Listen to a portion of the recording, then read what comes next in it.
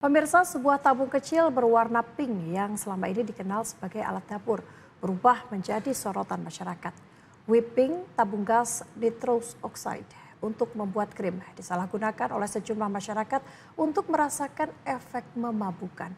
Lalu bagaimana barang legal bisa berubah fungsi dan mengapa resikonya sering diabaikan? Berikut liputan selengkapnya dari jurnalis Garuda TV, Riyatul Hikmah dan juru kamera Ulfah Azhar.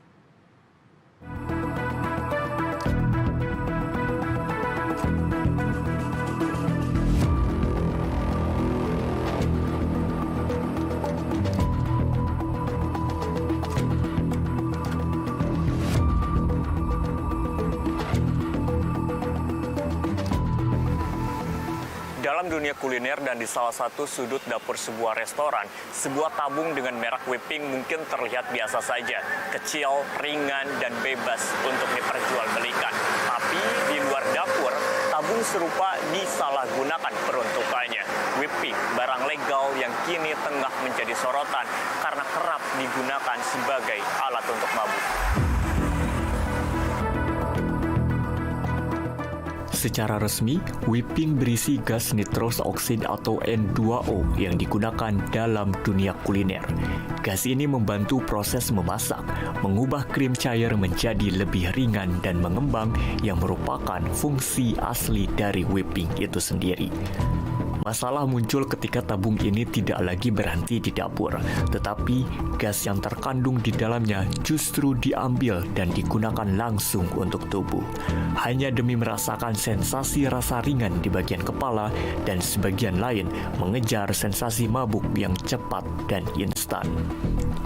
Whipping sendiri tidak masuk dalam kategori narkotika, akan tetapi cara penyalahgunaannya meniru pola yang sama di mana barangnya dijual secara bebas sehingga siapapun bisa membelinya. Namun, cara pakainya yang menyimpang akan menimbulkan dampak bagi penggunanya. Kemarin kita baru melaksanakan kegiatan terkait dengan FGD, baik pengaturan penggunaan vape termasuk whipping. Ini sedang digodok, kita bersama-sama dengan Kementerian Kesehatan, kemudian dengan BP POM, bahkan dari BRIM. Nanti hasilnya ini akan menjadi keputusan bersama, nanti kita tunggu hasilnya. Ini sedang dibahas, ya. Masih dalam pembahasan. Nanti akan kita sampaikan, karena baru kemarin kita adakan dan dilaksanakan tadi di lantai 7 terkait dengan FGD itu. Badan Narkotika Nasional BNN bersama sejumlah pihak pun menegaskan tengah menggodok peraturan lanjutan yang mengatur penggunaan whipping, khususnya gas N2O. Pasalnya, tabung kecil itu disebut begitu mudah untuk didapatkan dan mirisnya banyak ditemukan di tempat hiburan malam. Tim Garuda TV pun mencoba menelusuri lebih jauh terkait penjualan whipping.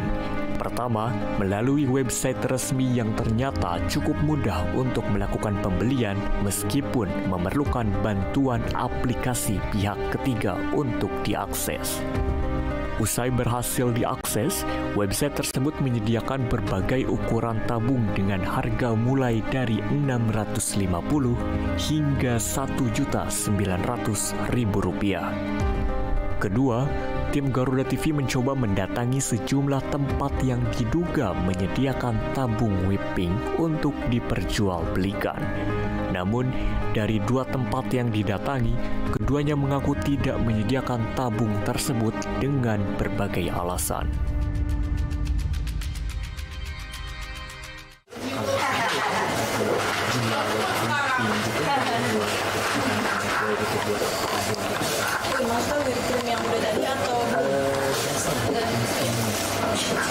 Yang ditabung? Oh, enggak jual. Iya, soalnya jarang kombinasi.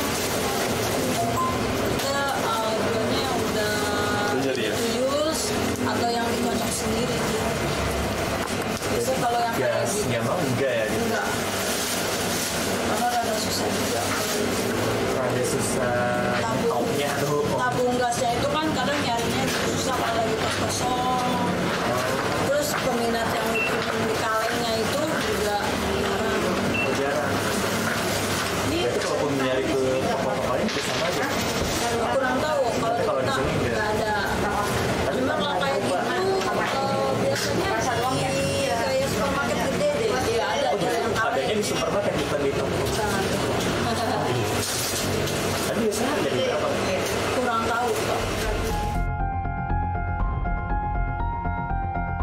Secara medis, menghirup gas tanpa oksigen tambahan dapat mengurangi pasokan oksigen ke otak.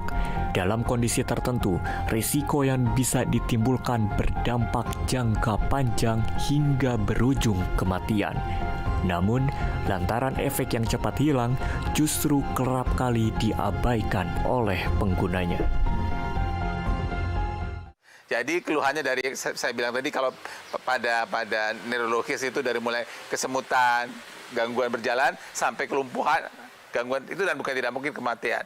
Yang ada trombus menyebar ke berbagai alat tubuh, kalau dia menyebar di jantung, kalau menyebar di otak, bukan tidak mungkin ada kematian. Memang angka kematian pasti kita belum punya, karena jumlahnya juga mungkin belum terlalu banyak di dunia ini, tapi jelas paling buruk bisa menyebabkan kematian, tapi kan kita nggak usah nunggu sampai kematian. Kita tahu bahwa ini berakibat buruk dengan berbagai variasi penyakit yang saya sampaikan atau gangguan kesehatan yang saya sampaikan, jadi jangan digunakan untuk mendapatkan euforia sesaat yang tidak perlu dan berbahaya bagi kesehatan. Bagi sebagian orang, whipping hanya tabung kecil yang tak berbahaya. Namun, bagi mereka yang menyalahgunakannya, risikonya nyata dan kejadian yang telah terjadi tidak selalu bisa diulang kembali. Whipping seharusnya berhenti di dapur, namun ketika barang ini disalahgunakan sebagai alat untuk mabuk, maka yang dipertaruhkan bukan hanya sekedar sebagai tren, tetapi tentang keselamatan seseorang. Munculnya celah dalam peraturan, minimnya edukasi dan akses yang terbuka telah membuat barang sepele kini dapat menjadi sebuah ancaman nyata. Pertanyaannya, sampai kapan penyalahgunaan ini hanya dianggap sebagai sekadar fenomena sebelum benar-benar menelan korban?